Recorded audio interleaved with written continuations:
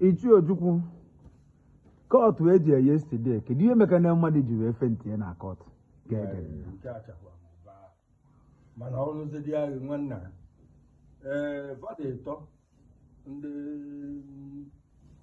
the water do ever, the fires glory. Then judge, where the rule case. We put onion keys, the guinea omer, as soon as you study. I do Nime Sadina, as on Edenia, as you know it, a year 3 years. Then I do onion cave walk a divozu, or Sena Aqua. I do how many the name Aqua, as you know 30, a year 30 years. The onion cave toxic adjo, Kedi Redina, Kedi Rosu, as an Aqua. Before on a lose of 20 years, Macarona, no life imprisonment. I got to you. Open your mail. No more to be offended. You have over.